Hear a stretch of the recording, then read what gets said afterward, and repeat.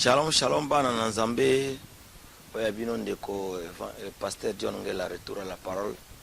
Na bino message ya mutuya auto kabula na bino à quelques minutes auto passer awa. Vraiment vous la brancher. Na bike Nzambe azane loko mutuya lingabe beno kana poko lelo. Vous la prêt. Et loko na melo bino na mutuya lelo pono loko leza année bandele année. Nous avons un message d'encouragement, pour encourager le peuple de Dieu, on va qui fatigué, on va qui abandonné, oh et l'ikeza qui le soute. Muto amona qui vraiment na sambeli ming na zo mona neti su yangote. Et ko pese espoir na temps oh na message de Rolanda Kadamsal Elongo. Ya mona banda na makamutu le ko senga directive à Saint-Esprit. To senga le sunya Nzambe parce que Paul a lobby, prédication de l'eau prêcher, les a discours persuasif, mais à la démonstration de la puissance du Saint-Esprit. C'est pour ça que le Saint-Esprit a conduit Bissot. On est que parce que vous allez que par l'amour de Dieu, ce qu'on incliné tête ensemble, tout semble là. Enfin, que le message que vous n'avez pas quoi l'eau, ils allaient transporter, vie nayo. Et qu'on peut se vivre bisque Koufaki. Et on te l'a dit que bon de la tout bon de l'ensemble na comme on excuse alléluia. Éternel Dieu tout puissant Père de gloire tout puissant merci pour notre temps nkolo. Tikete tozana posa à travers parole ya pokalo Nzambe que mutuno sa zaki akokufa. Même kada nzoto onyo zaki akokufa yeba kozwa lise quoi na kombo na Yesu Christo. Tikete parole za annoncer avec toute liberté. Na libérer grâce. Dieu tout puissant mon Dieu mon roi. Que cette parole mon Dieu a libéré. Mutuno zaki akokufa Nzambe ase quoi. Bormono zaki akokufa ase quoi. Kana batrom, kana mukong, kana misu, kana matoi. Que la vie est kota. In the name of Jesus. Père Gwana peso merci Nzambe nangai. Na yeko encourager maman moko. Na yeko encourager famille moko. Na yeko encourager serviteur moko. Na yeko encourager communauté mobimba. Wake ki décourager. Liko ba problème.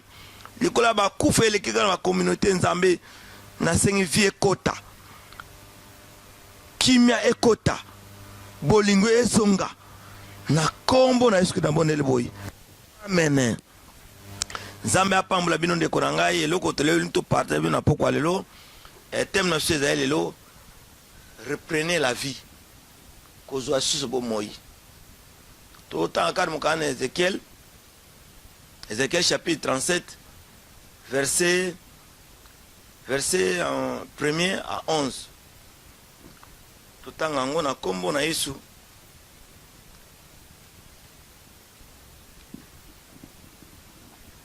Autant vraiment de ko eza yo mutoza na lingami vraiment surtout autant boy yo pla vous allez faut noter parce que to lingi souté lelo na tant to komi bana nzame fwa za lokola ba chrétien béré so muto ate likamo on a peine droit pour vérifier pour ko ba ki réellement o ba ko seza ya solo parce que de le to mona bana nzame bazo commenter bazo vérifier pe ba écriture te faut ko vérifier aka parce que to comme na temps de la fin batebelo akoyena comme na Nzambe parce que toza na fond na forme weza likolo musume na 16 eloko mususu tangango Ézéchiel chapitre 37 verset 1er to tangango na comme na Jésus.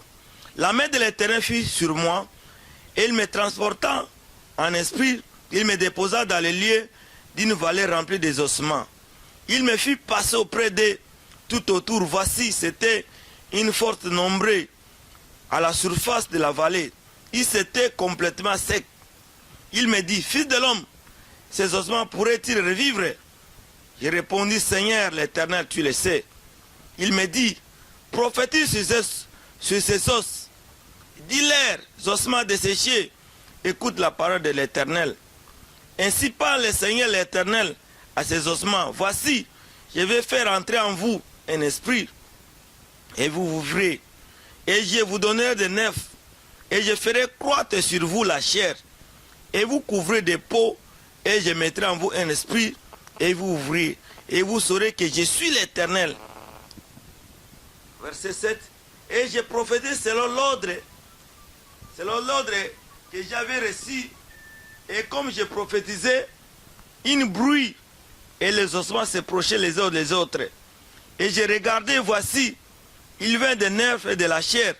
Il crie la peau, il couvre par-dessus, mais il n'avait un point l'esprit. Il me dit, prophétise, parle. Et je prophétise, fils de l'homme. Je dis à l'esprit, ainsi parle le Seigneur l'Éternel. L'esprit des quatre vents souffle sur ces morts et qu'ils reviennent. Et je prophétise selon l'ordre que j'avais donné. Et l'esprit entré en eux, il reprit vie, se tiendait sur leurs pieds. C'était une armée nombreuse et très nombreuse. Parole du Seigneur. Bien-aimé, comme mon awa, Ézéchiel, Babi, l'esprit de Dieu lui transporta, lui déposa dans une montagne. Na kati ya montagne wana ba ye komona ke ezaki na mikwa ya kokauka. Na kati ya mikwa wana Nzambe atuna Ézéchiel, fils de l'homme, est-ce que mikwa ekobota ekozwa sumbu bomoi? Ézéchiel aboya kité, Ézéchiel peut andima kité. Mais abaki ke yo moko yebiango, toi-même tu le sais. Et puis Nzambe ekopese ordre. Fils de l'homme prophétise. Et puis j'ai prophétisé selon l'ordre que j'ai reçu de l'Éternel. Alléluia, ban Nzambe. Tandis que mon lelo moi Nzambe ba lui que prenez la vie, zoabo moi, place au koufaki, place de liké zel souté, communauté qui détruite, makamebe passi par là. Nzambe a touni. Allez que tu as question dans le bota moko. Azo tu dans la communauté congolaise. Est-ce que na kati ya Congo eloko malongo eko salama? Est-ce que na kati église à Congo quelque chose de bon ko salama? Ngai en tant que pasteur na kobo yango te. Ngai en tant que mwana nzala na kobo yango te. Na bi Nzambi yo moko yebi destin no o préparer pour na Congo. Et puis Ézéchiel peut les mêmes lokola ngai pe na nzala poko lelo. Ba te bi lo ba ki yo e pa no eloko eko salama te. Yo si ko na suka, ozandumba, ozana sida, ozana likamosongolo pakala. Mais Nzambe azali comme Ézéchiel. Est-ce que mutu malade yo balubi ki akokufa, akobika? Ézéchiel aboya kité. Nzambe a passé ordre à Ézéchiel. Prophétise. Parle aux ossements desséchés. Lobela mi quoi ezang ekufa ki déjà. Tant Ézéchiel a lubi ki j'ai prophétisé selon l'ordre que j'ai reçu de l'Éternel. Bien aimé yo ko sakola na comme na yo moko te. Vous prêchez selon l'ordre de l'Éternel. C'est demander la besoin de la part de l'Éternel pour la bande Nzambe.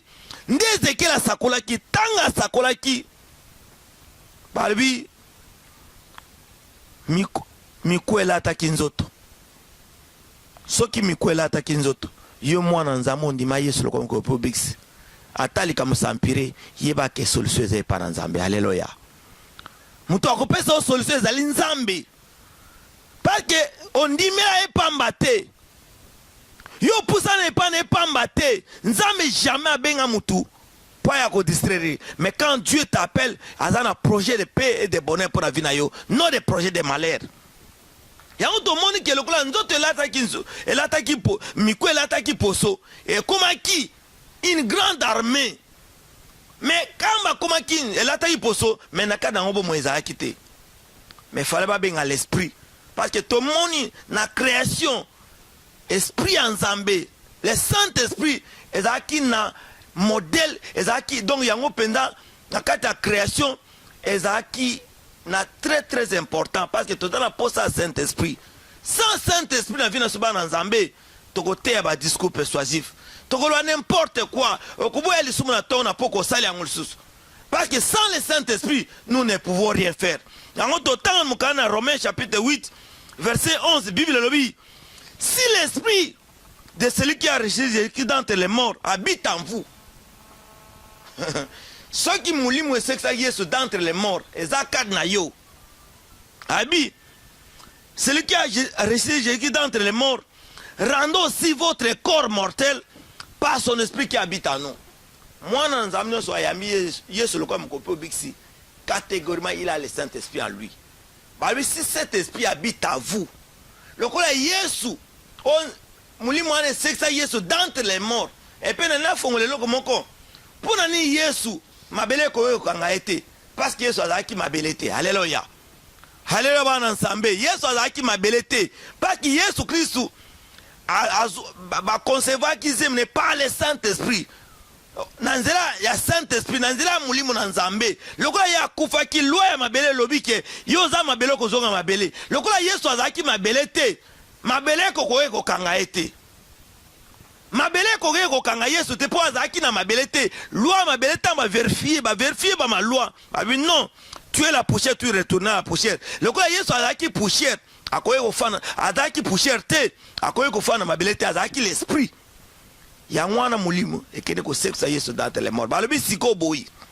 Tout enfant de Dieu qui reçoit Jésus comme Seigneur et Sauveur, si l'esprit de Christ habite en toi, à courant de corps non mortels, et comme on a bon alléluia. Ata nzoto yokufaki. Ata kada libumsi baloi ke ezaya ko kufa, mais mutako restauré, c'est l'esprit qui habite en toi.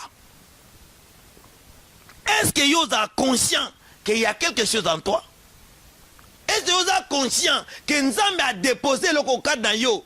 Tout enfant de Dieu qui a reçu Jésus comme Seigneur et Sauveur, vous avez le Saint-Esprit en vous.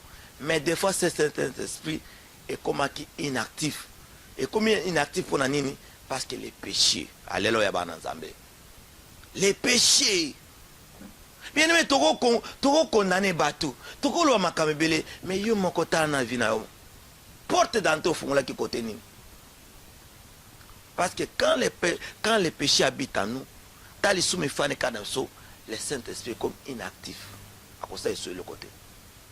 Mais l'élo, la parole la même million de Korangai, ce que mon enfant qui porte d'entrée, dans la massoum, dans la fornication, dans l'impurité, c'est le temps de demander pardon. Et à la moussa dans Zambé, et à moi dans Zambé, et à la famille, et à la papa, et à la maman. Si tu marches en dehors de la parole de Dieu, aux alibana dans Zambé, zonga, Zambé akondimayo, akoyambayo. Parce que lui, le Saint-Esprit est l'agent de l'exécution de Dieu sur la terre. Le Saint-Esprit a agent et exécuté. Et puis le Saint-Esprit, sans Saint-Esprit, au côté sans amete. Sans Saint-Esprit, au côté de la terre. Sans Saint-Esprit, au côté parce que parole de Dieu, elles ont plein de métaphores. Mais pour y creuser, au côté niveau rema, il y a logos à pas mater. Faut qu'on na logos rema, ozoa rema. Que parole de Dieu, pour ça, il y a révélation. La connaissance et puis pour sa transformation. Dans la transformation, il y a la délivrance. Dans la transformation, il y a des miracles. Quand dans la transformation, tout est ali.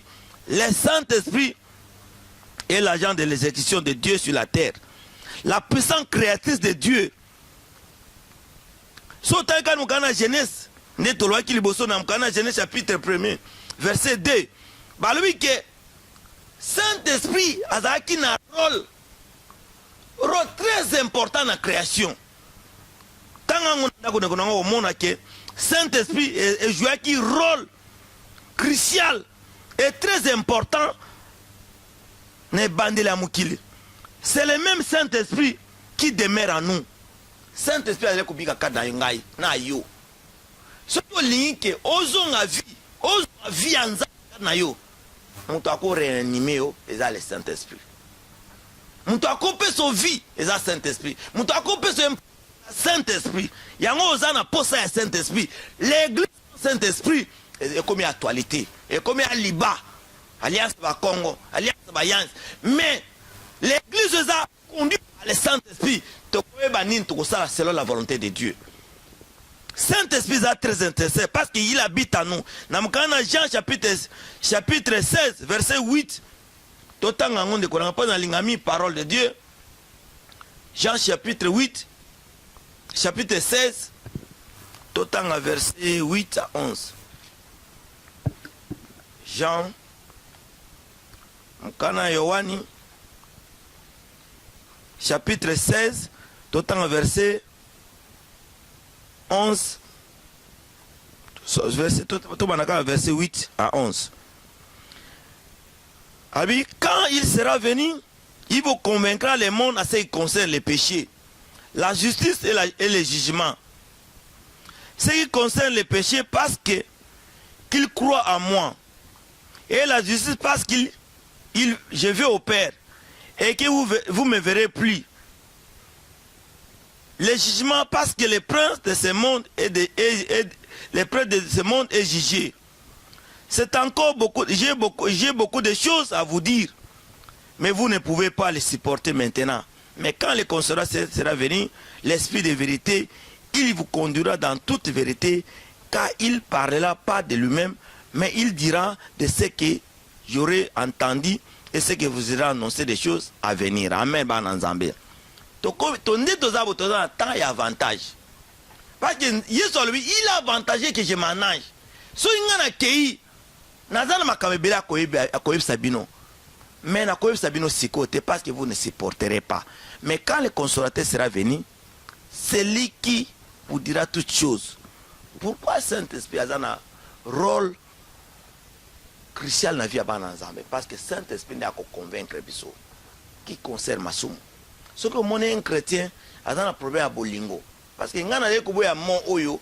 Biso ba congolais to nimakate to lingana kate. Moi na ko koboya comme démodé. Tellement tolobi to boy kolbango. Parce que mukana Romains chapitre 5 verset 5 lobi. Un chrétien a cause d'un problème à Bolingo parce que l'amour qui a été répandu à nous par le Saint-Esprit. Ce que mon un chrétien lingakate. Un chrétien a pour ça Bolingo. Il y a que catégoriquement il n'a pas le Saint-Esprit en lui. Ayama payé sauté. Donc il y a des cas fanatiques église, fanatiques à Mangoma, fanatiques à Bassin Nzambe, mais ayama Nzambe te, mais mouto ayama yesu le quoi mon copain au Bixi. Catégoriquement, azana Saint-Esprit kadnaye. Et puis Saint-Esprit nous convaincre yé. Le Saint-Esprit qui nous convainc à ce qui concerne les péchés. So mon moi Nzambe azana binemi. Alim sakate. Azana binemi par-ci par-là. Ayoko créer des désordre dans le foyer batou. Il y a que catégoriquement, moi dans un peu la Saint-Esprit n'a été. Mais mon toit dans le Saint-Esprit est convaincre yo à ce qui concerne les péchés. Saint-Esprit n'est qu'au laxa parce que le Saint-Esprit n'est qu'au laxa que mon toit a né de nouveau. Parce que né de nouveau boyo kakawana c'est au niveau de l'esprit. Né de nouveau, c'est au niveau de l'esprit. Quand tu reçois Jésus comme Seigneur et Sauveur, catégoriquement comme moi en Zambie. Mukana Nzambe lobi, naba ono ba nimelié. Après ce moment le pouvoir de devenir enfant de Dieu. Et ça charnel te. Ça te que né de nouveau ça te que ozaki muneno yami yeso ko muke. Non, c'est pas à ce niveau-là, c'est au niveau de l'esprit. C'est le Saint-Esprit qui nous convainc à ce qui concerne les péchés. Ce que l'ingé boya masum de konangai, iba ki otubi la masum ba lebele. Ozo ba décision ba lebele. Mais comment on ozonga la kamango, mais il a coupé son confiance que ce que l'ingé mona, Nzambe a changé vie na yo, c'est un Saint-Esprit a tourné ça yo. Parce que biso enfants de Dieu, nous n'invoquons pas le Saint-Esprit. Moutoua ya maye sur le gars mon contrôle bixi, invoque le Saint-Esprit parce que le Saint-Esprit est déjà en nous. Mais là, c'est que c'est la plénitude du Saint-Esprit. Erio sumukaka, erio zale ko tonga, erio zale ko kosa. Saint-Esprit a conseillé le commenter na vie na yo. Mais pour ozonga na vie, faut appeler l'aide à Saint-Esprit. Nous avons besoin de l'aide à yo. Bien mais ako bouleverser. Ata ba trompe kufaki. Ata mungongo ezikaki. Ata ko balwi ke pona yo sili cancer ko kufa yo. Mais ceux qui ont bel Saint-Esprit, les docteurs par excellence. Nabi mutumo apesa nga mena makasi. Mutumo apesa nga mena makasi po Nzambe alinga restaurer yo. Message za pona yo. On reprend des vies. Yo lemba ki olobi na ko sambela lisuté. Po yo kay mutumo apesa yo libako na lebi zonga. Bien aimé zonga. Zonga est pas dans Nzambe. Ko sambela pona mututé, mais tu pries parce que le Saint-Esprit qui est en toi a tes zèle kadna yo, celle qui annonce l'évangile de paix. Okotika kosambela te pona moto. Okotika kosambela te pona église. Nous ne prêchons pas l'église, mais nous prêchons la parole libératrice qui libère, qui transforme. Yoshua Mashiach.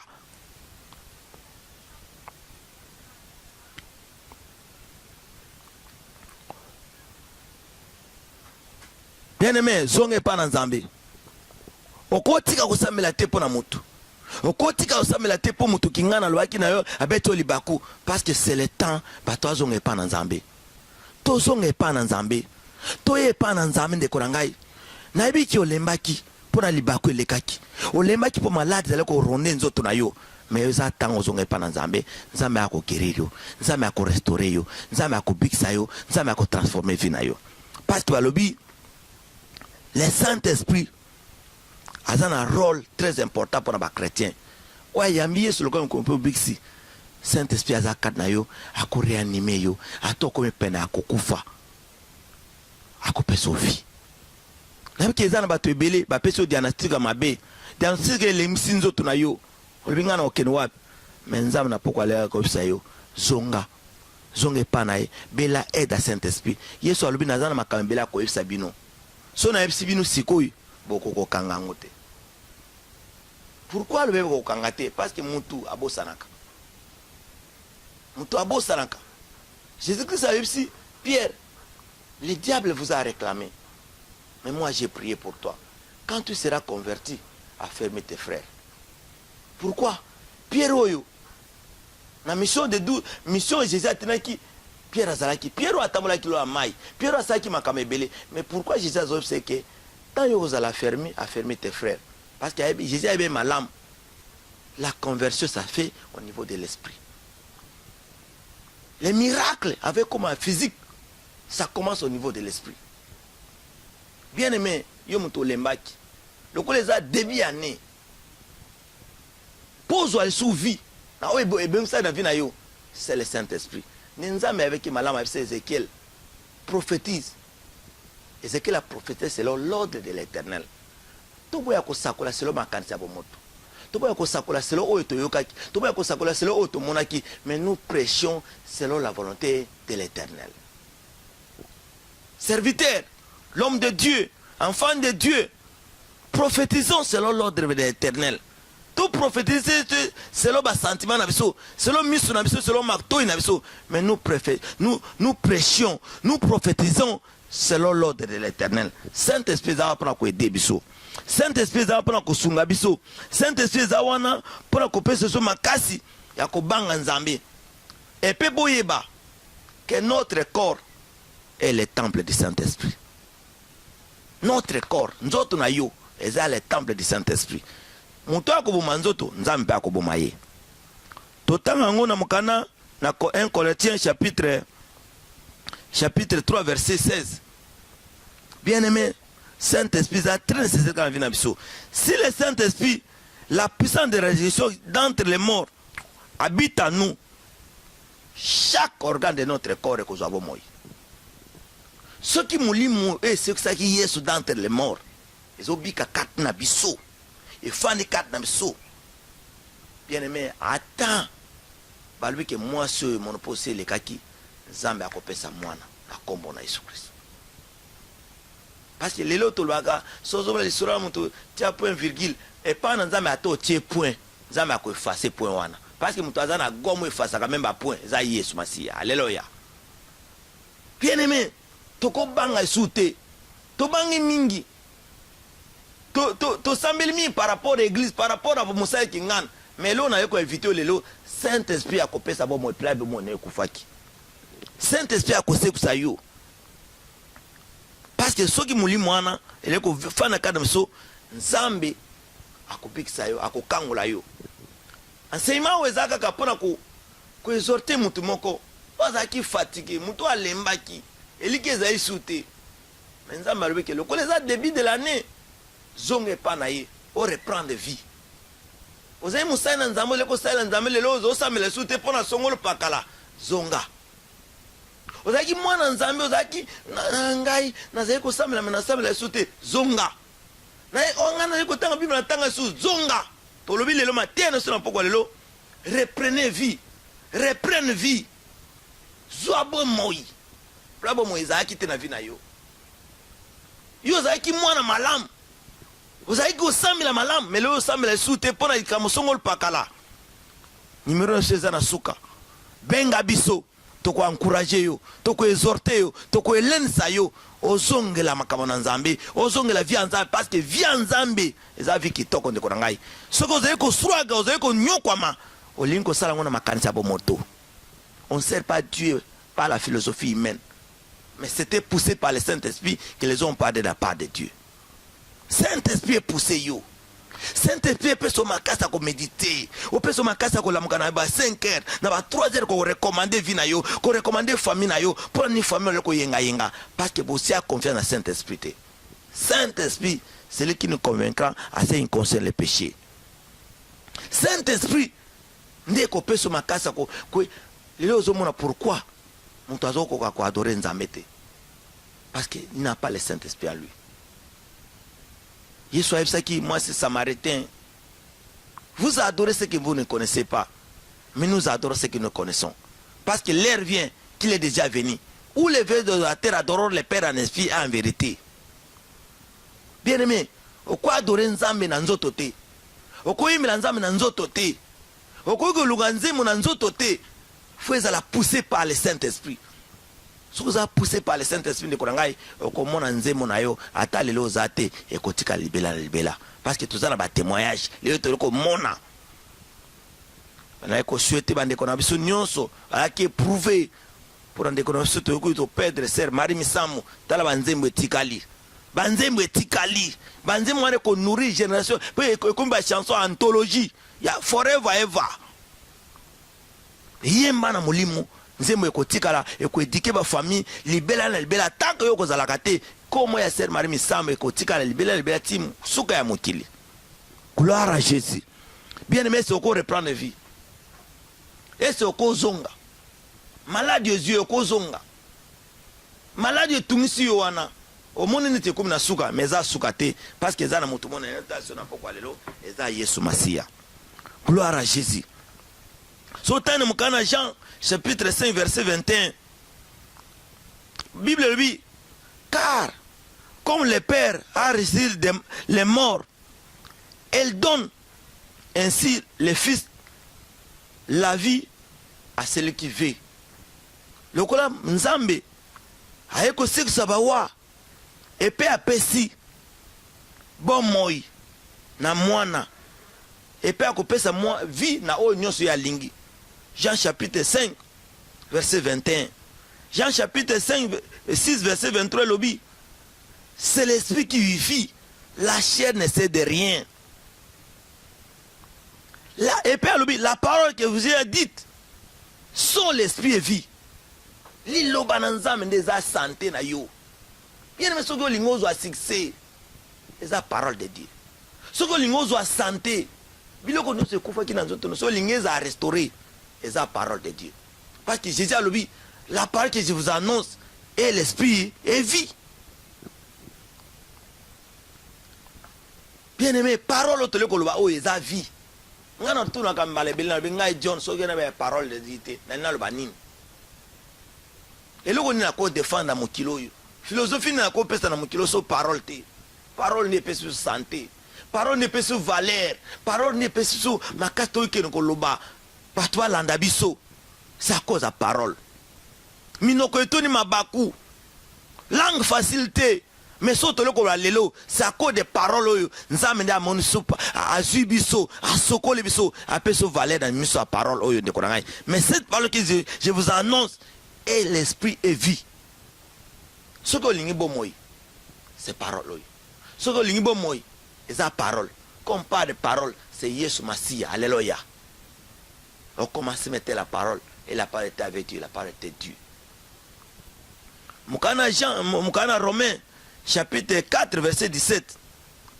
Bible lui, j'étais établi père d'une grande nation. Notre père devant celui qu'elle il a crié. Dieu lui a donné la vie aux morts. Il a appelé les choses qui ne sont point comme s'il était. Bien aimé, Nzambe akolongola. Makambo ezala kite comme si amopona yo.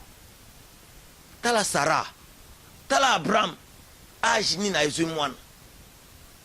Sarah, même ba docteur si be lekela bango. Au doublement ya ménopause. Muto azui. E bo yo ndeko na ngai. boyo eloko nini ozali koluka tia confiance à l'éternel pesa makasi ne pas na nzambe kotala bato te so ozoyoka bato mingi okozala découragé mais talela yawe nzambe nzambe akorestore yo talela yawe nzambe nzambe akorestore yo abraham andimi nzambe abiso ekena kokomisa yo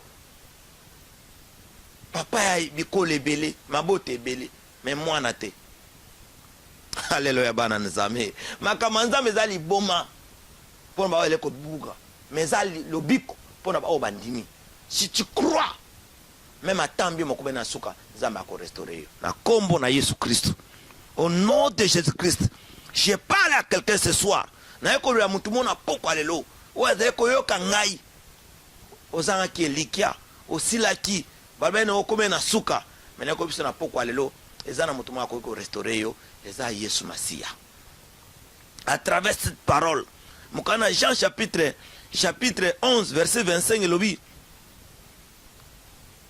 Jésus dit je suis la résurrection et la vie celui qui croit en moi vivra quand bien même c'est la mort. Alléluia bana nzambe.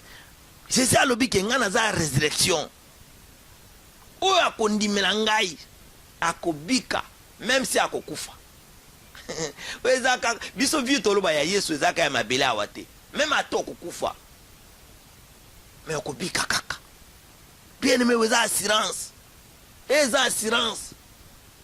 Même balobi mutu akufi. Même so ndimaki na Yesu, même okufi okubika kaka. Quelle assurance? Assurance eza libela. Yango na ko biso ndiko na ngai problème nezali pamba par rapport à liwa. Problème eza pamba par rapport à Yesu. Confie-toi à l'Éternel. Mi pese pa na Yesu, zonge pa na Yesu. Église de la fraternité chrétienne de leko benga yo. Yo muto lembaki, yo muto zaki demini, o muto apamba, o ba benga kondumba, ba pese ba komo nyonso.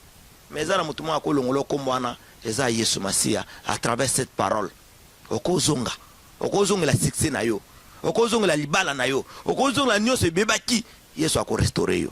Na kombo na Yesu Christ. Bien aimé, Jésus a sa résurrection. Aza lycée quoi.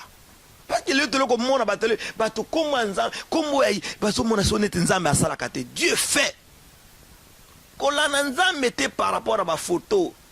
Filmer oh mutuma tourna qui filme tolo nzambe a photo te to pas le véritable Yoshua Mashiach na sepamina lo bana tilo atambo ayut lubwe ba lo bikondo soki asimbi akosimbi ya solo soko kutana e akochange histoire vina yo bien aimé cause a désespéré te pam sapin soli mama luka nzemba louange yumto yoka makolo passe o rhumatisme o ngaso na comme na moi o ozo mela bakisa attention ele ko mataka metala muto apesa akisa attention eza Yesu Masiya o meli mingi solution ezate o lili mingi ozu solution te mais songe pa na nzambe nzambe ko restaurer vina yo famille ekabwana ki o pesa na sumba mbote te l'amour ne fait rien de malhonnête l'amour c'est le don du Saint-Esprit l'amour c'est l'accomplissement de la loi. Toboyi, ngako na ko tia ko changa poya. Ako boya parce que moi na ezolo ba partout. Bisa ko ngol to lingana kate. Non, ngasi na bandi. Na ko lwaka su mo wana te. To lingana te, ngana ndingi bino nyos. Tous enfants de Dieu, tous serviteurs de Dieu, tous chanteurs de l'Éternel. Moi pasteur John Ngela retour à la parole. Je vous aime tous. Même ba ona ba ko ba chrétien te. Tana bino ke ekoya.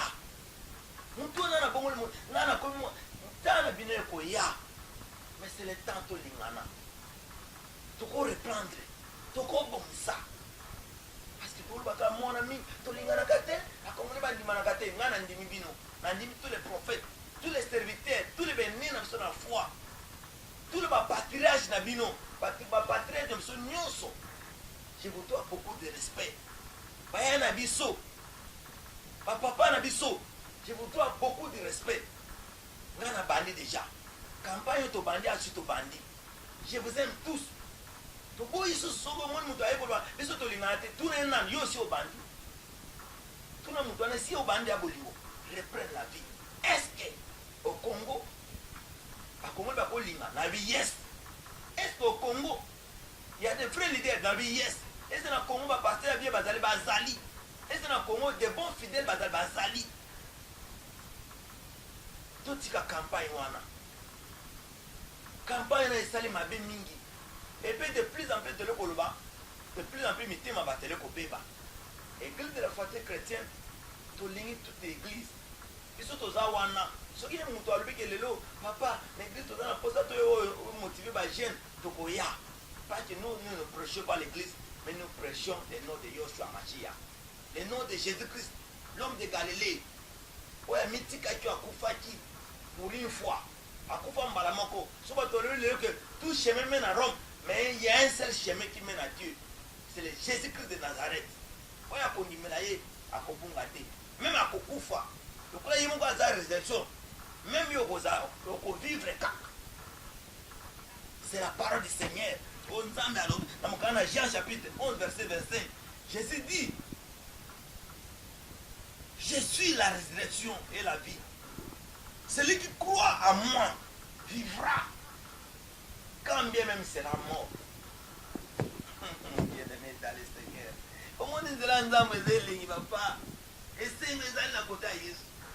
Ce qu'on dit, mais Jésus, au Kopika, à toi, au Koufa, au Kopika.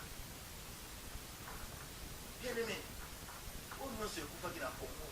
On n'y va pas politicien, on n'y va pas chanteur, on n'y va pas pasteur. Tout l'ingana. Campagne na sina bandi. Bolongola mwana. To lingana biso to bolongola. Soko mon mutu abanya, oye mutu abandi ko linga ba congolais te. To lingana ka. Moi je parle pas seulement l'amour ka ba congolais. Et pour ba mboko baza tout autour na biso. Faut to lingana. Tous les noirs to lingana. Et taka pour ba noir mais tous les races. To lingana. Neto comme on le mana. No le ko na ndana finance. Bien-aimé, c'est un message d'encouragement. D'accord, reprendre des vies. C'est un message d'encouragement. Il y a un apôtre, mais il y a un petit pasteur. Ça m'a encore restauré. Ça m'a encore restauré la famille. La famille, on était tombé dans ma tanine. Ça a limité. Quand tu as une place à l'estomac. Au limité, quand tu as une place à l'estomac. Tu as bolingo. Comment on a kimé cocotte. Okomona pona ni baride zobi makasi ao kanda ata ba pesi conseil oyo kokate basai na nzamba yeba pesi conseil oyo kite ba musuku ba bengana basai na nzambe ndiko na même na ba docteur soki na hôpital docteur a soigner alobi likambo ezasi na niveau na bisote wana lingolo banini c'est que likamo biso to kokite nzamba ko sani aokoka soki mutu azana voiture Mercedes ne baby. Alors na garage na garage ya Mercedes. So mutu aza na Peugeot na ye, Peugeot e baby. Alors na garage ya Peugeot. Mais soki nzoto amuto baby, ok na garage ni. Na garage ya Nzambe. Yango na bengi bino batutu o bolembaki, o tu ozana ba problème, bozonga pa na Nzambe, Nzambe akopesa bino solution. Église de la fraternité chrétienne, toza musika te toza pembe na Black Coast Station. Direction zoki na Teamfood. Pembe na Petro Station ya Jet. Toza wana ndekona yo mutu olembaki yo mutu okomaki découragé na likamo songolo pakala prière na se banaka 14h ti 15h intercession na ba débat ya ba version biso comprenante totuna so to komi 15h juste qu'il te bandi 16h juste to pese prédication 17h qu'il te sili to sambela kapeto na intercession à chaque jeudi de 18h 17h30 à 20h30 ba coordonner ce zawana de konanga benga biso toza pour la encourager même l'église place aux ali ceux qui ont qui décourager to ko motiver pour reprendre sous musala aux ali ko sala parce que la Bible n'abandonnons pas nos assemblées comme c'est un coutume to abandonner te ko lâcher te Bible le bi oya ko boma temple na Nzambe pa ko bomayi bien aimé notre corps est le temple du Saint-Esprit. Toye pa na Nzambe, to tika mikubo na sepa na yo akopesa zubo moyi. Atoza ki mukwa, so mikwe lata ki nzoto. Boye mutoza na bomoyi. So ki Sarah na âge ya ménopause exagéré abota ki boyo. Bien aimé, Nzambe aza capable de restaurer vie na yo. Nzambe aza capable de kopesa elikia place elikia silaki. parole du Seigneur nzambe a consolé bino tozana ba point de prière tozana plus ou moins 45 requêtes à prière bien aimé 47 de requêtes wana toko sala mon émission te mais ya tokutana prière ba prière ya kufanda te prière ba fana ba prière ya kufuka mate eza prière agressive ya ko reprendre vie parce que Ézéchiel tout le monde a tellement qu'il croit ngomba il ko lo la montagne sainte de l'Éternel plein ya koluka nzambe montagne eza métaphore faut tellement oluka nzambe na dimension tout nzambe a ko consoler yo bien aimé tokote ata tozwa temps ebele mais où est nécessaire il y a comprendre que on reprendre vie muto mariage ekufaki nzambe ko restaurer muto nyoso libota c'est cela bo kabona ki déjà na bande ko mona na kate même na décembre bo bengana te nzambe akope soso bolingo okolinga bango et puis que nzambe ko restaurer église de la fraternité chrétienne ko restaurer pe église nyonso ya UK awa ya Londres partout dans le monde Europe nyonso même ya Afrique nzambe ko restaurer bino nzambe apambola tous les serviteurs de Dieu basai na nzambe nyonso ya Londres ya mboka nyonso ya Paris ya Allemagne onyo ba ko tesa malamu na sainte doctrine nzambe apambola bino ba onyonso nzambe ba eko finga basai na nzambe mususu nzambe alimisa bino ngana bande akolinga bino plapi bozali bolingana les uns les autres c'est à parce que christianisme est une religion te c'est à soi na beta eza vie divine vie de tous les jours mutu nyonso bazali ko refléter image ya Yesu te aza chrétien te mais mutu tout aza na image ya Jésus kad na ye ayeko salo Yesu parce que Jésus alobaki si vous aimez les uns les autres c'est en cela qu'on connaîtrait que vous êtes mes disciples pour boyeba ki oza mosali na nzambe eza bolingo eloko mosusu eza te nzambe apambola bino c'est pasteur John Ngela retour à la parole 5 pains et 2 poissons tokomi na capable ya kolesa bandimi ya kolesa bana nzambe o bazaki na soif ya parole numéro na biso eza na se wana benga ba question nyonso tunaka oyo tunsaka ozwaka solution te benga toza wana soki tomoni ke question tunake na telefone totuna te tokobengana tokutana tosala forum tosala débat constructif toza na ba débat oyo eza etongaka toboyiba opinion parce que opinion tokodiscuter sur l'opinion te opinion badiscuter nango te Paul apekisaki ke opinion baquerelle esitaka ba un cas dans ba peuple mais so na posa ya ba débat d'idées o toke na conclusion nzambe apambola bana nzambe nyonso église de la fraternité chrétienne toza mosika te na Black Hole Station soki direction soki na tifo na jet privé toza wana jet mon petrol station jet toza na unity wana na studio Evenebob toza wana chaque dimanche de 15h à 17h toza wana tozoko ozela bino boya nzambe apambola bino na pesi bana nzambe nyonso église de la fraternité chrétienne mbote basera so ba nyonso ba telemi na évangile to telema toujours parce que nzambe akotika biso te parole du Seigneur nzambe apambola bino merci.